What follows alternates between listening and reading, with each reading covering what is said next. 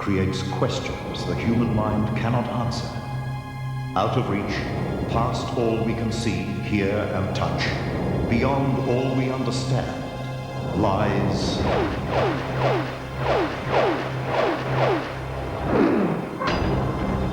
the extraordinary. Believe in the power. The extraordinary is the chilling disappearance of a policeman's daughter, Patricia Lutz, after she fell under the spell of a man witnesses say was the devil on earth. She never had any inclination to be involved in the witchcraft, the occult, Satanism, whatever you want to call it, that he was into. And all of a sudden, she had stepped off and she was working with him. Their last traces were a few occult symbols and human bones. It is the clear premonition of disaster that came to actress Olivia Hussey. He looked at me and he said, "Please take care of yourself, Olivia." And I said, "You too, Dino." It was almost as though our souls were saying goodbye for this moment in time. 3 days later, her husband, Dino Martin, was dead. Have you ever had anything like this done before? Not like this, no. The extraordinary is the apparent remarkable power possessed by this young girl to see inside the bodies of others. I keep coming back to this shoulder all the time. Yeah, I know I have a bit of pain in it actually at the moment.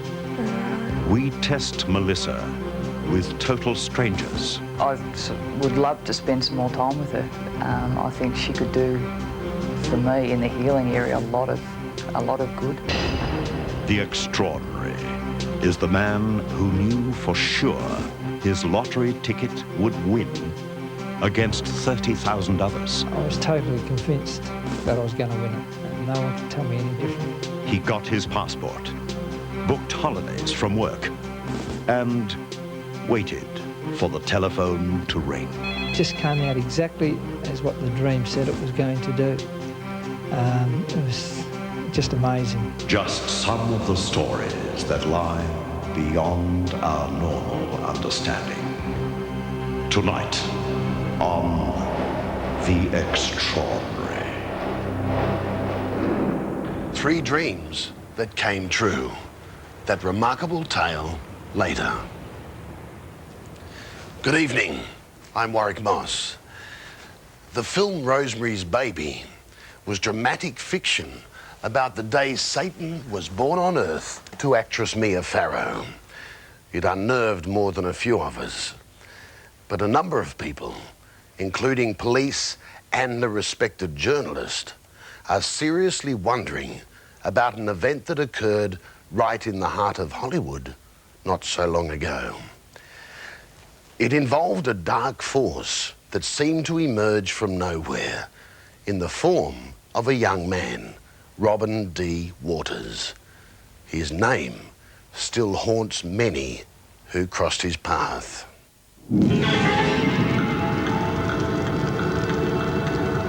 It was as though the devil himself came on Earth.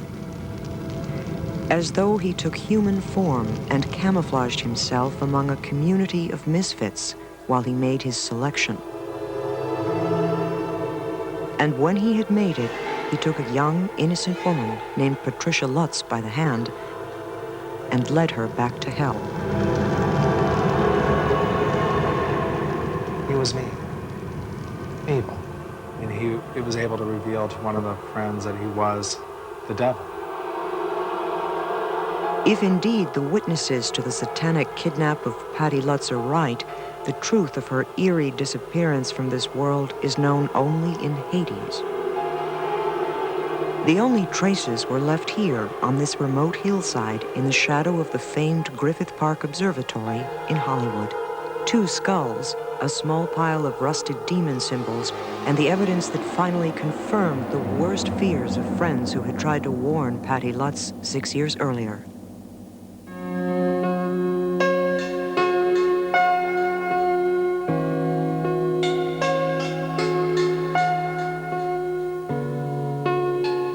She had come to Hollywood in the early 80s from her hometown of Baltimore, Maryland, a young woman with a failed marriage behind her, but happy, full of life, and brimming with personality. In that first year, she found a surrogate family of 3 ex-college roommates who'd come west for adventure in Hollywood, and she became the family's 4th member. She was into yoga. She was teaching yoga and waiting tables. She was like a real plus in the household. She was very fun. Patricia was very fairy-like, you know. She had a very crackly, kind of fun voice, so. Emerson Scott became Patty's closest companion for several months, but they never got serious because she wanted stability in a relationship, and he was on the move. Patty was bright and attractive and had no shortage of dates with young, rich Hollywood executives. She dated a lot of different people. She was very outgoing. She had a lot of friends. She dated like a lot of record producers and those types of people. And everybody loved her. I mean, when you met Patricia, you loved her. She was a sweetheart. She was just, you know, real cute and real fun, and you wanted to be around her. Like a lot of young out-of-towners in the early 80s, the group experimented with New Age spiritualism. And one day, they flirted with black magic. It was supposed to be for fun. It was a romp. We were having a great time. When you're like, it was exactly what we all wanted. It was our early 20s, and, you know, we could do anything we wanted to and get away with it. And the truth of the matter was we were 4 people away from our families. We had no support to talk to and guidance. Patricia was the kind of person, she believed that you, whatever you want to do it. She didn't think anything about it. She wasn't even involved in it. For a year, the family in the 4-bedroom house between Hollywood and Sunset Boulevards was happy-go-lucky. Hi, Dad. It's me. Patty called her ex-policeman father back home in Baltimore at least 3 times a week. She loved her restaurant job. She was healthy, strong, and she knew what she wanted in this world.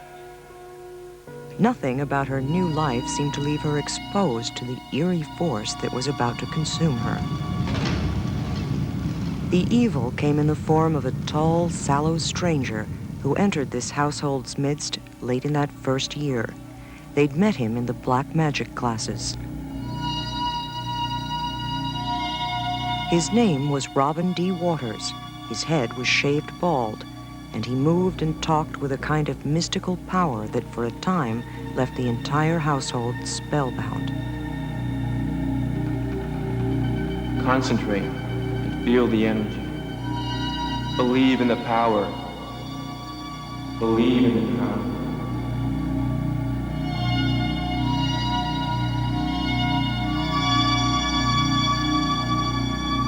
He convinced them he could call down spirits. Do you feel free? And led the house in astral travel to the surface of Venus. Robin said, do you want to go back to Venus? And I was like, yeah, sure. And we all kind of like touched hands, and then it was like a volcano exploding inside of me. We were back in this gaseous state of little like blue energy spheres and larger white energy spheres. He amazed them by stopping the sand in an hourglass at will. Make the sand stop. Make the sand stop. Concentrate, you can do it.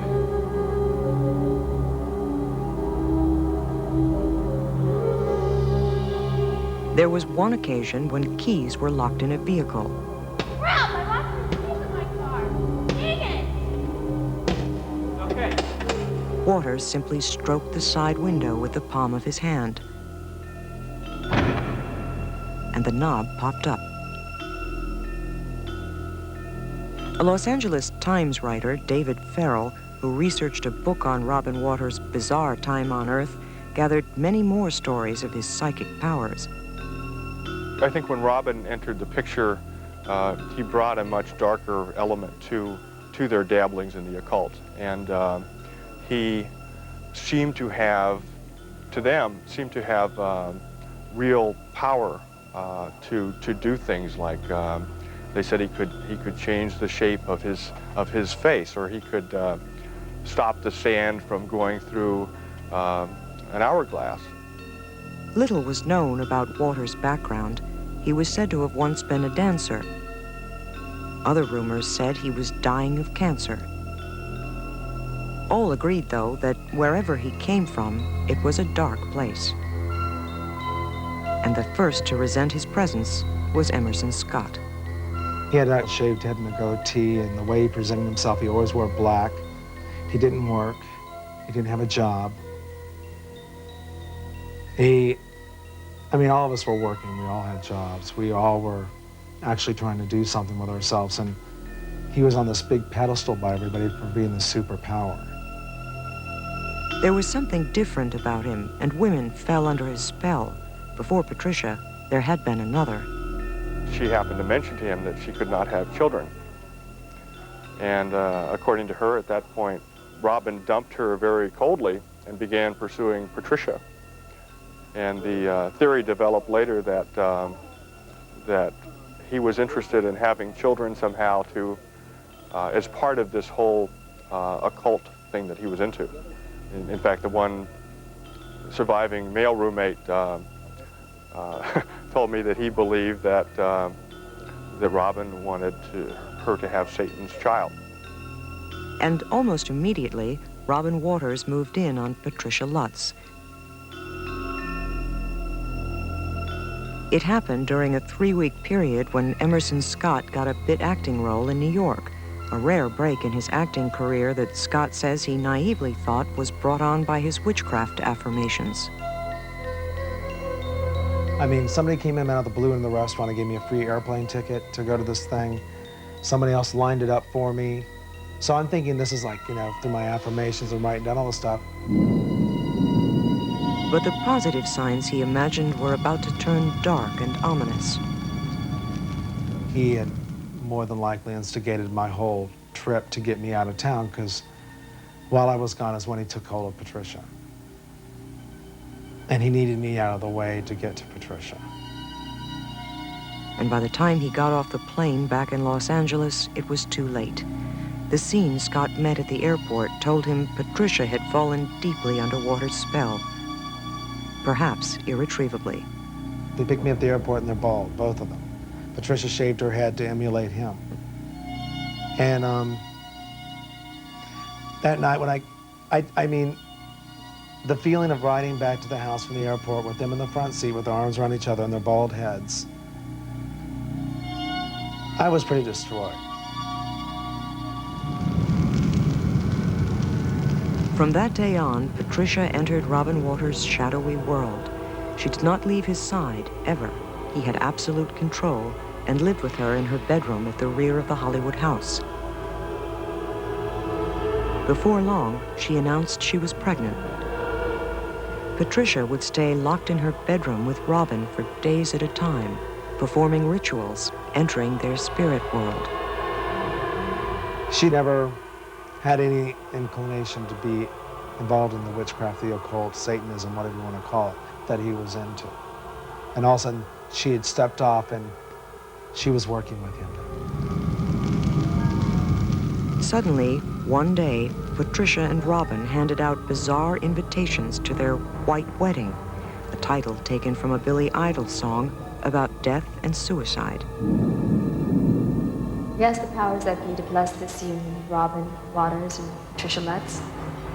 It was held in a small chapel set up behind a black magic shop in Hollywood called the Ram Center. The bride and groom wore black. There was about 100 candles lit white in different colors. And this is where we had taken our witchcraft classes. So now we're back at the same place again. In the middle of the room was this high priestess who I was not familiar with in the middle doing the ceremony. When I got there, she was in the middle of some sort of speech talking about the two of them and the love for each other. I vow my spirits to merge with you. I vow my powers to be with you. I vow my love to merge with you. I vow my love to merge with you. I love you. I love you. Later, on their wedding night, Patricia and Robin gathered all their guests, except Emerson Scott, in their bedroom. And those that were present all told of a moment where Robin's true purpose on earth became apparent. He was showing all of them his different faces and who all he had been in his past life, and all the different lives he had been. where he would change his face from a man to a woman, and finally showed them all that he was a devil. The next night, Robin Waters and the young woman under his spell packed the couple of meager items they had not sold and announced they were leaving the house for good.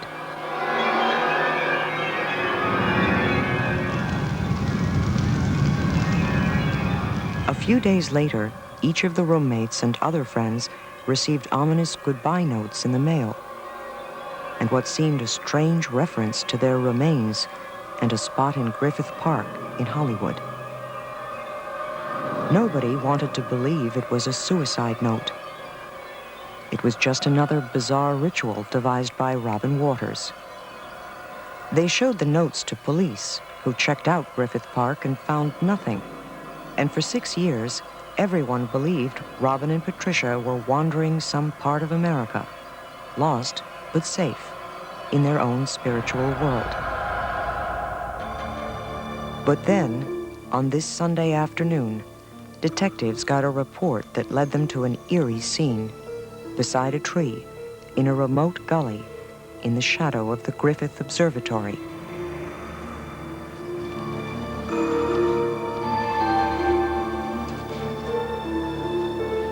Sonny, I think we got him. A small collection of rusted occult symbols, the sun-bleached bones of 2 human skeletons that had met their fate here many years before, and 2 handguns. Police now say that Patricia Lutz and the man who controlled her must have stood side by side. Each pointed a gun at the other's head and fired simultaneously. It was a meticulously planned final act, as though the devil himself had come on Earth, taken a young, innocent woman by the hand, and led her back to hell.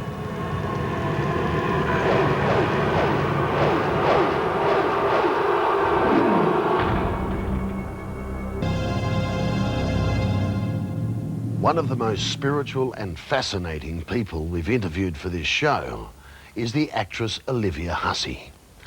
She's made many movies and for 3 years was married to Dean Martin's son, Dino, before his tragic death in a plane crash.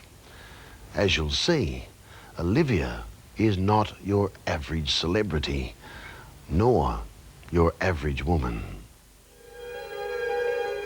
After she appeared in the movie Romeo and Juliet, Olivia Hussey was labelled by Hollywood and a lot of critics as the most beautiful woman in the world. Her appeal as Juliet certainly had dramatic effect on the son of Dean Martin. Young Dino left the theatre and jumped on a plane to London.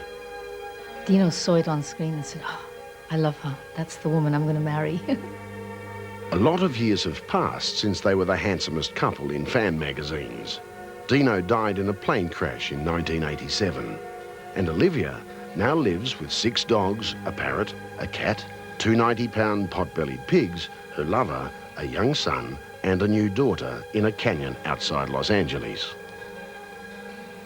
She has always been something of a loner, if not a mystery woman in Hollywood. A woman who meditates daily, lives under the guidance of an Indian guru, and believes far more in the spiritual meaning of life than the average celebrity. I feel my mother's presence, I feel my guru's presence, I feel Dino's presence around me. I mean, I know that, I truly believe that when you leave your body, your spirit just stays here. It's just on a different level. That's how I feel, a different vibratory level, and that we're all here now all the time. In fact, Olivia believes she had a premonition of Dino Martin's death 3 days before the plane he was piloting plunged into a remote mountain range in California. They had been divorced for many years, but remained good friends and parents to their son, Alex. Dino was my best friend for 4 years before we ever spoke about marriage. We married, we had problems, we were just too young. You know, we had this beautiful baby, and we just both felt like teenagers, and we grew apart. But he moved out, and the next morning he called me and said, "I feel so strange." And I said, "Well, come over and I'll make breakfast." So he moved out, but he was coming over every morning for breakfast, and it was nice. Dino remained until the day he died, one of my best friends. We spoke every day. Their final meeting was a special one. It ended with an exchange of love that has remained vivid in Olivia's mind ever since. This meeting, we went to see a doctor about Alex, and we were talking, and we went down to the parking lot to say goodbye. We were getting into our separate cars, and for a minute, we both turned around and we stared at each other, and there was no one in the parking lot. And I got this funny feeling in my chest, and he looked at me, and I almost said, why don't we go and get some lunch? And he looked at me and he said, please take care of yourself, Olivia. And I said, you too, Dino. And he said, yes. And he said, you know, I always love you. And I said, yes, same here. And he left, and 3 days later he died. It was almost as though our souls were saying goodbye for this moment in time. But I got into my car and I called my best friend. I said, I had the strangest meeting with Dino. I don't know what I get goosebumps thinking of it. I don't know what it means, but something's up, and I don't know what it is. And of course, it didn't occur to me. You know, that morning he came, picked Alex up, took him to the Air Force Base with him. And Alex called me from the base and said, Mom, I don't want you to be alarmed, but Dad was in the plane and he went off the radar screen. And I said, what do you mean he went off the radar screen? I don't understand. They must find it. Maybe it's something to do with the machine. He said, I don't know, but we're coming home now. And they didn't actually find the wreckage or the bodies for 5 days after that. So I still cry now. That's tough. And in the years since his death, Olivia says she has experienced his presence in her daily life. Well, the couple of times he came, he just said, I'm okay, I'm fine. So don't, mourn too much. And, I think it took him a while to accept the fact that he was gone, because he loved his life so much. He was one of these people that was a jack of all trades, He loved to fly. That was his big passion, flying. He was a great pilot. But then he just recently, he'd done a series on television, and he was going in for readings, and Dino was always the one, I'll race cars, and I'll race dirt bikes, and I'll do anything that's different. It was almost like he had a very little time on this earth, and he wanted to do everything. That's a young spirit, He was really, really a special person.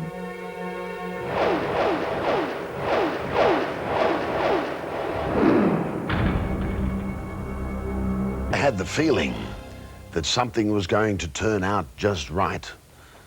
Ever had such a strong premonition that when that special thing happened, you just knew it was going to? There's no medical or scientific reason behind such feelings, but they do happen. Just ask Peter Monday of Perth, Western Australia. Coming up this hour, your chance to get on the 94.5 standby list for one great show after another. Plus, we'll play one great song after another. Well, thanks to Diet Coke, we're about to turn someone's dream into reality. That seemed like a good throwaway line at the time, when Perth radio announcer Bob Stewart launched his latest on-air competition in August last year. But little did he know just how accurate that line would be. Dreams would come true and send a Perth couple off on the holiday of a lifetime. It generated a great response because it was a fabulous prize. The first part of it was the trip to Germany for the reunification concert, featuring Rod Stewart, Joe Cocker, Tina Turner and Prince. That's the ultimate show. And then off to London for 4 of the Andrew Lloyd Webber shows, which people queue for miles to try to get into. So it's no wonder there was a great response, and for Peter Monday, it paid off. I kept telling all my clients, I'm going to win the trip. And I dreamt that I'd won it. And if I hadn't have done it, I don't think I could have called on anyone and after that, because, I told everyone that I was definitely going to win it. Peter Monday and his wife Jenny are raising a young family in the suburbs of Perth. He's a director of an office supply company, a small businessman who always tries to think positive, too practical to sit around thinking about dreams and premonitions. Then he decided to enter Radio 94.5 FM's One Great Show After Another contest. And with that decision came a fairly hazy dream about winning the overseas trip. Then a second dream. A week later, there was a third, and this time the premonition became clearer and the prospects infinitely more exciting. The second week it was a lot more real how I'd won it, and I dreamt that I was at work and I was working at the fax machine, and the phone went and the partner said, "Good morning, Elite Office Supplies." Good morning, Elite Office Supplies. And that was the dream. And I told Jenny that I dreamt that I'd won it, and she just laughed at me. She didn't believe me at all. We're sending 4 couples to Europe this Wednesday for the ultimate live experience. Rod Stewart, By now, Joe Cocker, entries in the Tina competition Turner, were pouring into 94.5 FM by the thousand. more of his shows on London's West But End. Peter Monday was convinced he already knew the winner. So convinced, in fact, that he decided to renew his passport. It was out of date, and without a new one, when the big day came, he wouldn't be able to leave Australia. So you'll be leaving on Wednesday if you win. I had to go down to a chemist, I had to get a JP to sign my passport. And when I went in there, a friend of Jenny's works there, Maureen, and I said, "Can I get the passport paper signed?" She said, "Yeah," and she called the chemist down. She said, "Where are you and Jenny off to now?" I said, "Well, nowhere yet, but I'm going to win a trip." She said, "Where?" And I said, "To London and Germany." I said, "The one that's on 94.5. And she just laughed. She said, "What are you talking about?" I said, "I dreamt that I won it." She said, "You're kidding." I said, no, I'm totally serious." I said, "I'm definitely going to win the trip." But I said, "I've got to get my passport done." Peter really was anxious about his new passport. The draw was not far away, and the takeoff for Europe was only a couple of days later. So he decided to lodge the application at his local post office. There again, he outlined his premonition. There again, the woman behind the counter was incredulous. She said, "Oh, when you're flying out?" And I said, "Well, I'm flying out on the 1st. And she said, "You're cutting it fine." I said, "Yeah." And I said, "Well, I haven't even won the trip yet." And she said, "What are you talking about?" And it's the same story. I said, "Well, I dreamt I won the trip." And she says, she just looked at me as if I was weird. She said, she said, "Well, I hope you'd win it," but I don't think she was too confident in what I was saying. So let's go to the barrel and draw a winner. By the time entries closed, there were well over 30,000 of them in the barrel at 94.5 FM. The odds against Peter Monday and his dreams were overwhelming, but he was about to overcome them. Oh, hello. Is Peter Monday there, please? Exactly as Peter had seen in his third dream, at that very moment, he was at the fax machine. 94.5 FM was playing in the background, and his partner did actually answer the phone. Good morning, Elite Office Supplies. Oh, hello. Is Peter Monday there, please? Certainly, I'll just put you through. And all of a sudden, I heard him say, "Good morning, it's Elite Office Supplies." And I said, "Oh," I just went bonker. I mean, the adrenaline rush, you had to hear it. I mean, it just came out exactly as what the dream said it was going to do. It was just amazing. You're flying Singapore Airlines to Germany this Wednesday afternoon. Peter Monday had won, a huge surprise to just about everyone. Everyone, that is, except Peter himself. Well, he didn't seem to be as surprised as I thought he might be. And now we find out there was a reason for that. It's because through some sort of premonition, in fact 3 dreams, he knew all along that he was going to win. And the odds against him winning were enormous. Still ahead was the trip to Europe and tickets to all those fabulous shows. Still ahead, too, was breaking the news to his wife, Jenny. It was a couple of hours before we could sort of reach each other. And, I was so excited and just lots of feelings, I guess. One of disbelief, and then I thought, gosh, dreams do come true. It was a trip Peter would never have been able to make if he hadn't had his premonition and raced to renew his passport. It was probably once in a lifetime dream, but it was so real when I had it. I was totally convinced that I was going to win it, and no one could tell me any different.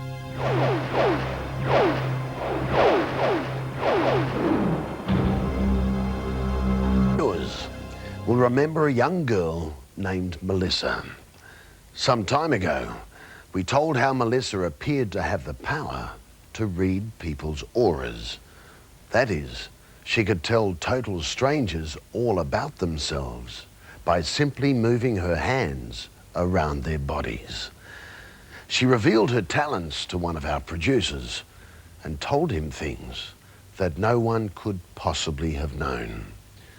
So we decided to test Melissa with other people she had never met. One of them, a very familiar face on Australian television. Gee, you got a strong aura. Have I? Yes. I wouldn't have thought I had one at all, but... Oh, everyone has. Gee, it's really cold around your back here. In there. What does that mean? Oh, it could possibly mean that you get pain in there. Yeah, I've had a bit of pain in the back over the years, but then I'm sure everybody has. Oh, yeah. Certainly a very familiar face, and apparently a skeptic as well. We'll find out how Melissa fares with actor John Wood in a moment. But first, let's go back to the beginning. We first met her in Tasmania, where she works as a hairdresser in a little country town. But the word there is that Melissa has been able to communicate with spirits since she was a child, a power she's been able to hone into the art of aura reading. You really hurt your right hip just there at one time or another. Sometimes it aches and gives you trouble. A few weeks ago, we showed you the results of an encounter between Melissa and one of our producers. They'd never met before, but without even touching him, she seemed to be able to tell just where he had problems with his health. The things that you were absolutely correct with was the back pain, definitely in that region. I have it all the time, although it's been correcting. I work out with weights, so the upper arms is what you felt without ever touching me. The headaches I get, I believe, are tension headaches, but I get them as much back here as I do here. So I don't know whether they are related or not. The hip and the left leg, which you pointed out, were an accident, a ski accident. Oh, right. Which brings us back to the present and a new encounter of the first kind between Melissa and Rosalind Woodward. Again, the two had never met. Melissa knew nothing of Rosalind or her past. Have you ever had anything like this done before? Not like this, no. Haven't? I'm just tuning into my guides here. Melissa says that physically the power is in her hands. They're so sensitive they can detect the smallest changes in body temperature, and therein lie the clues to the subject's problems. I'll just run my hands through your aura. What I'm doing is wherever I feel a cold spot or a warm spot, you see your aura's got different temperatures in it and everything. Like if you've had an injury somewhere, it'll be really cold and gluggy around that area. Either that or really hot. Picking up a real coldness coming from your back, it's like coming up and hitting you.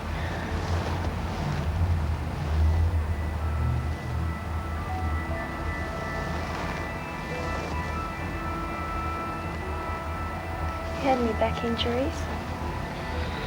A long time ago, yes. I've had the odd torn muscle in the back from when I used to play sport when I was younger, but lower back, no, not really. Any major operations? Yes.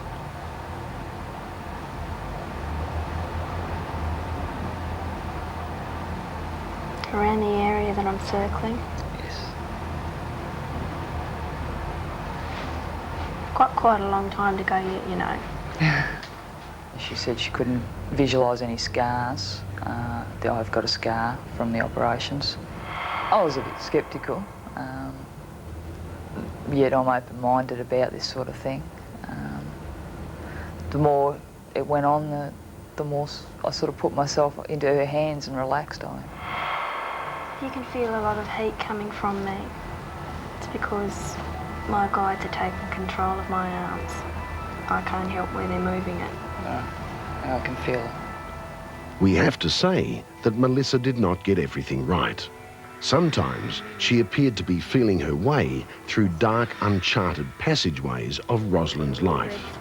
And there was one thing she couldn't quite pin down.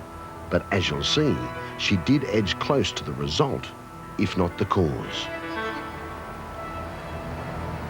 There's also a lot of emotional things in there. A lot of emotional blocks that caused all this in the first place.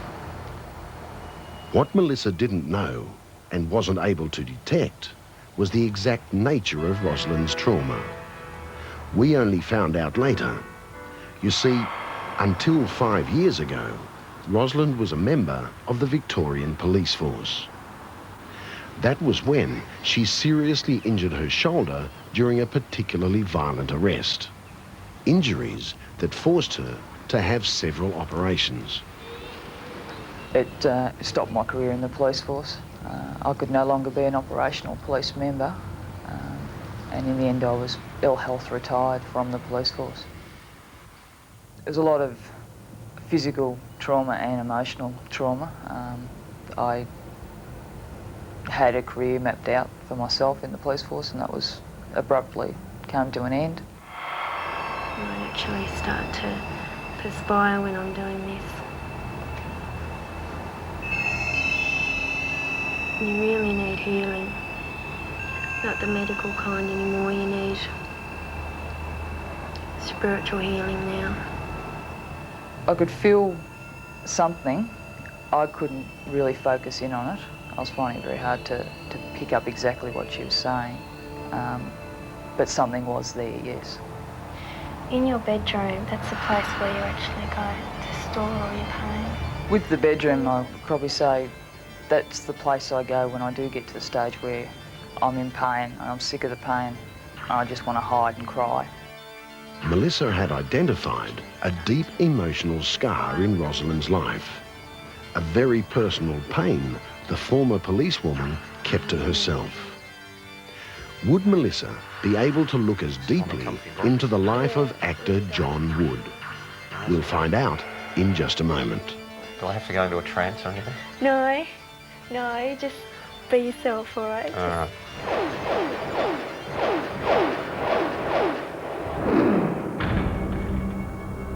This would be the problem. John Wood has been appearing on Australian screens and stages for longer than he cares to remember. In everything from soaps to Shakespeare. We caught up with him while he was filming his latest hit series, Blue Heelers. Hold it! First man who throws a punch goes straight into the cells, understood? He had no idea who Melissa was. She thought his face was familiar, but couldn't put a name to it. After a few false starts, though, a few readings that missed the mark, it seemed Melissa was getting closer to John's aura. They keep coming back to this shoulder all the time. They keep circling that shoulder. No, it's really warm. I don't think you've injured it, but I'd look out for it. Yeah, I know I have a bit of pain in it actually at the moment. All right. I think from playing cricket. You injured one of your knees. I've injured both of them actually, I think. Have you? Yeah. Well, I was supposed to get something done on that one, and I don't think I ever did. You should. She picked up on the fact that I'm having a bit of trouble with the shoulder at the moment.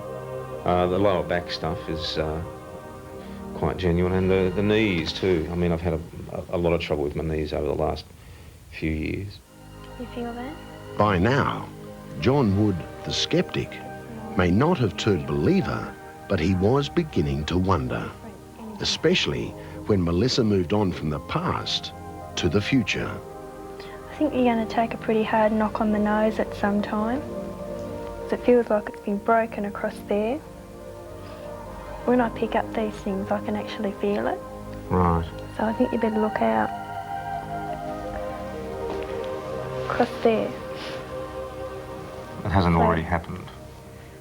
I can't tell if it has or hasn't, but I can see balls coming at you, whack in the face. Oh, well, no, I had one, a cricket ball once. No, did you? Beauty. Have you had problems in your chest? Not from memory, no. Don't tell me that's for the future as well. I don't know about the old heart thing here. I'm not too, I might go and have a check-up. I'm not too keen on that. Go and get checked. Something in there. Oh, really? Yeah. Finally, back to Rosalind Woodward, the former policewoman who suffered physical and emotional pain after she was badly injured doing her duty. You'll remember, Melissa was able to tell Rosalind she'd had an operation and that she was suffering trauma, even though she didn't know why. You can feel a lot of heat coming from it. This is what happened toward the end of their session together. When you use my guides, you're going to feel lots of heat and tingling going in through your back, and I'm going to push all the gunk that you've got inside of you out, and I'm going to grab it with this hand, and you will feel it.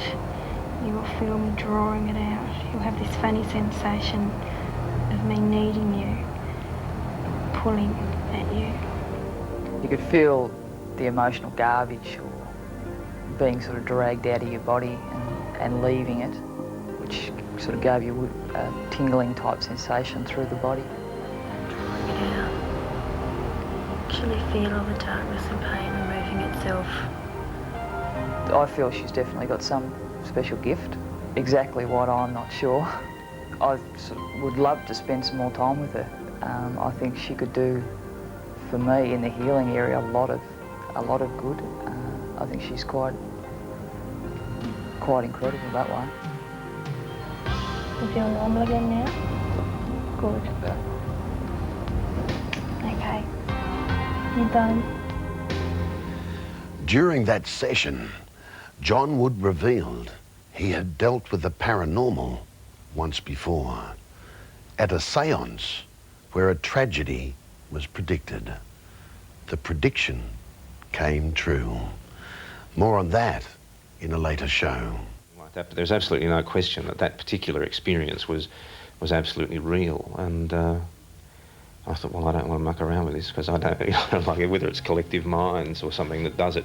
But there's absolutely no question that we got that message at that time.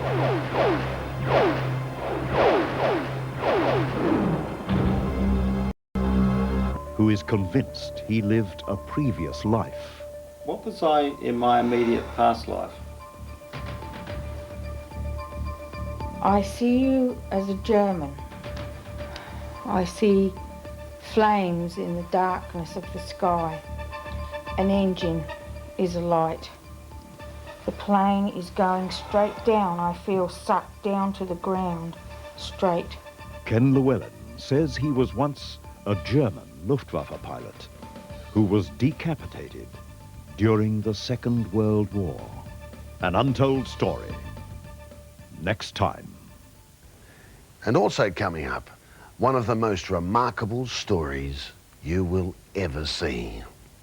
It's about ghosts caught on film. One very famous case of not so long ago in Hollywood, and another case that hardly anyone knows about. For now, good night. See you in the future. I'm not one for getting into ghost stories, so to speak, but this has left quite an impression as to why this would appear in this particular instance. I had no explanation for it because it was not there when I shot it. It's quite, it's very haunting.